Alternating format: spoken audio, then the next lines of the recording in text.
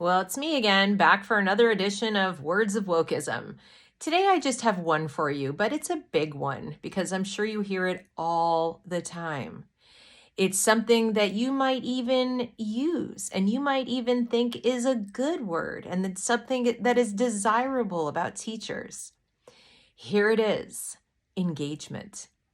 Engagement. Now, it's used in multiple ways, okay? It's used when talking about parents and how engaged they are in what's going on with their kids' schools.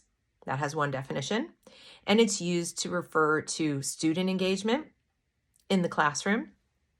So that's the one you probably have heard more often, but they're both important. Both definitions are worth knowing. And the third way is engagement with the larger community, or rather, activists and organizations within the larger community. Remember the community of stakeholders, the one that you don't belong to, right? Engagement with those people.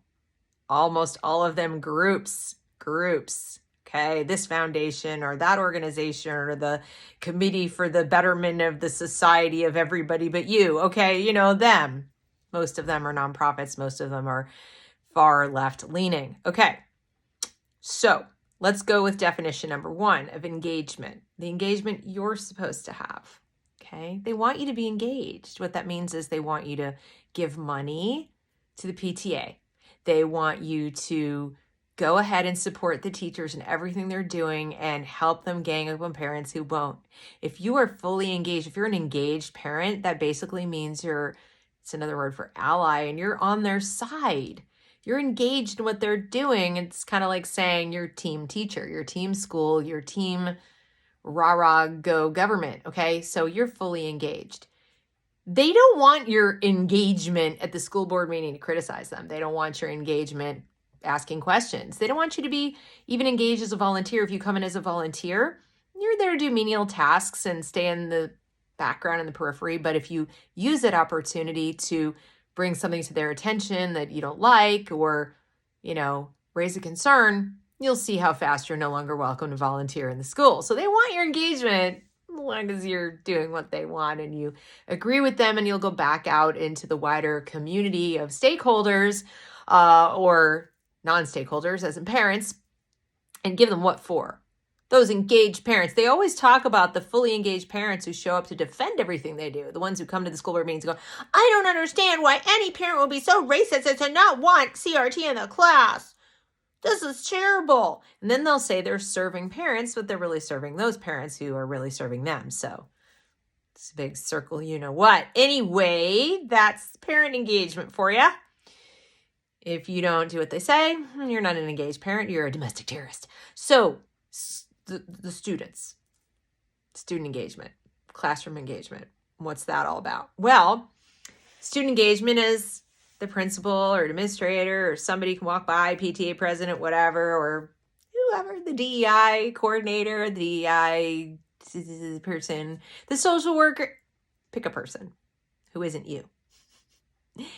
And they go past the classroom and they look in that little teeny window or whatever, and they see the kids moving around. Bodies are in motion. Bodies in motion, lots of noise, lots of sound, lots of things going on. The students are so engaged in the learning. Oh, I see groups working together. I see people just constantly doing things or producing little artworks that can go in the hallway. Oh, they're so engaged. Engaged is just a fancy word for saying the teacher is very entertaining, the students are entertained, and they're producing output that we can put up on the wall and we can market their engagement. See how engaged they were in the learning? See what they produced. It's like their work product. They're like in a little factory, and there it is. See what they're doing? It doesn't necessarily demonstrate they've learned anything. In fact, you might see no work product and the kids might learn a ton. So engagement of this variety doesn't tell you anything. In fact, I've spoken to teachers. I spoke to one teacher who quit and became an unschooler at home because he said he committed himself to being an engaged teacher with lots of engaged students. And they did projects, they put on plays, they did all these amazing things. And then they came back the next year, whatever, they loved you, were my favorite teacher, but I don't remember anything. And he realized they didn't really remember anything. They remember a lot. They were very engaged. He was their favorite teacher. he felt good about the work he was doing, except when he stopped to think about how little they'd actually learned that was of use to them long term, especially learning about learning. They learned how to do stuff. They learned how to complete activities. They learned how to maybe work together completing an activity. So that might be a plus if you're into that, if you're into teamwork. But as far as knowledge they could carry away from the classroom, or even specific knowledge about themselves, because even in the group work, he had to admit that there's always that one person who was doing most of the work and the rest were like helping or not. They mostly were looking engaged. So the teacher looks like an engaging teacher. You get what I'm saying. It's edutainment. That's what engagement is. We need to engage the students more is really code for you're not entertaining them enough, teacher. And so, you got to go get with the program or be more entertaining. They're going to be bored. Now, I talked to Dan Clemens about this last week. I hope you go watch that video about born teachers and, that sort of thing. It was really a great conversation. And he talks about it. He talks about how, the importance of being a little bored and the importance of, not being entertained all the time to stimulate learning. We've thrown out the window. Like you have to be so interested in everything before you can learn anything. Well, that's going to limit what you're going to learn. Because why would you be interested in something you knew nothing about, right? Someone has got to put it in front of you before you could be interested in it, and you might not immediately be interested. It might take a little knowledge for you to be interested in it. So maybe what we need more are teachers who are passionate about their subject, then are able to demonstrate that they can instantly make the students passionate about whatever it is they're doing in the classroom. It's, actually a lot easier to do that. Anyone can play games and make fun activities to do. It's a lot harder to have a kid walk out of a class saying, I came into this class. I don't have anything to do with Shakespeare. You told me I was going to learn Shakespeare. I'd be like, oh, so it's a nap for an hour, right? Is that what we're doing here? We're taking a nap. That was me, freshman in high school, English class. I was always a good English student, but Shakespeare, what?